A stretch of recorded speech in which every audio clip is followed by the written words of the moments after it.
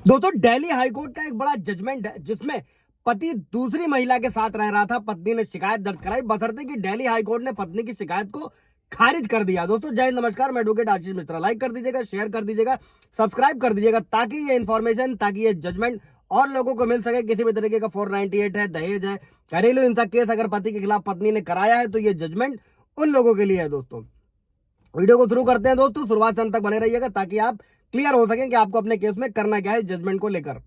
दोस्तों भारतीय न्याय संहिता जो नए कानून लागू हो चुके, धारा 82 जो पहले आईपीसी की धारा 494, इसमें होता क्या है दोस्तों, हिंदू मैरिज एक्ट के तहत किसी भी पुरुष या महिला का अपने जीवन साथी के जीवित रहते हुए अगर तलाक नहीं हुआ है तो दूसरी शादी करना अपराध है, भले ही पति या पत्नी ने इसकी इजाजत दे रखी है। दोस्तों और इस कानून के तहत एक पति या पत्नी के जीवित रहते हुए दूसरा विवाह करने पर 7 साल की जेल का प्रावधान है। दोस्तों अभी दोस्तों दिल्ली हाईकोर्ट ने एक मामले में जिसमें सुनवाई कर रहा था, पत्नी की ओर से पति के दूसरी महिला के साथ रहने की शिकायत खारिज कर दी गई थी। दोस्तों और साथ ही कोर्ट ने यह कहा था कि पति के दूसरी महिला के साथ रहने को गलत नहीं माना है। दोस्तों आमतौर पर किसी भी शादी में तनाव होने पर दोस्तों पत्नी या पति का किसी दूसरे साथी के साथ रहना कानून के मुताबिक सही नहीं माना जाता है, लेकिन इसी तरह के एक केस में दिल्ली हाईकोर्ट ने पति को सही ठहराया और इसे पत्नी के खिलाफ क्रूरता भी माना है। दोस्तों दरअसल मामला क्या था, मामले को भी समझिएगा। दोस्तों दिल्ली हाईकोर्ट में एक महिला ने अपने पति के खिलाफ केस किया था और केस कर आरोप लगाया था कि उसका पति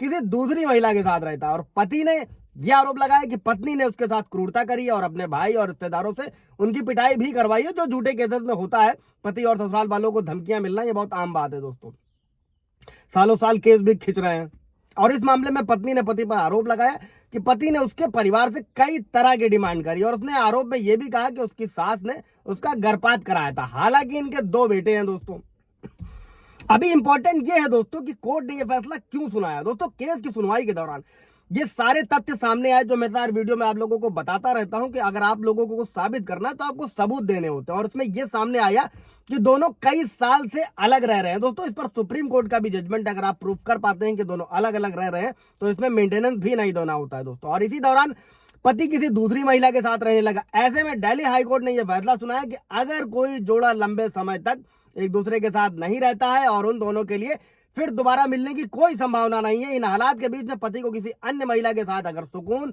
और शांति के साथ रहने लगा है तो इसे क्रूरता नहीं कहा जा सकता है। और साथ ही इस मामले में यह भी कहा कि पति संबंधित महिला और उसके बच्चों को भुगतान देगा, मतलब पत्नी के लिए भी एक अच्छा जजमेंट दिया। दोस्तों और कोर्ट ने महिला को ही क्रूर माना और साथ ही कोर्ट ने यह भी कहा कि भले ही पत्नी ने दावा किया था कि उसे दहेज के लिए उत्पीड़न और क्रूरता का शिकार होना पड़ा, लेकिन वो अपने दावे को साबित नहीं कर पाई कोर्ट में। जो मैं आप लोगों को अभी पिछले बताया था कि पति को भी साबित करना होता, पत्नी को भी साबित करना होता, और ये क्रूरता है। दोस्तों और कोर्ट ने यह भी आदेश दिया कि महिला ने शादी के बाद 2 बेटों को जन्म दिया, लेकिन महिला ने पति की दूसरी शादी का ना तो कोई डिटेल दिया, ना ही कोई सबूत अदालत ने पेश किया और ना ही पुलिस में शिकायत दर्ज कराई। हाई कोर्ट ने महिला की अपील इसी को देखते हुए खारिज कर दी, जबकि ट्रायल कोर्ट के तलाक देने के आदेश को जारी रखा। दोस्तों और भले ही इस अपराध के तहत सजा का प्रावधान है दोस्तों, लेकिन इसे असंज्ञेय यानी कि नॉन कॉग्निबल ऑफेंस माना जाता है। जो नया कानून भारतीय न्याय संहिता 82 है, दूसरी शादी करना, जिसके तहत क्या होता है दोस्तों, पुलिस संबंधित व्यक्ति की शिकायत दर्ज कर व्यक्ति को गिरफ्तार नहीं कर सकती है। मान लीजिए पति के खिलाफ पत्नी ने करा तो गिरफ्तारी नहीं होगी। इस अपराध को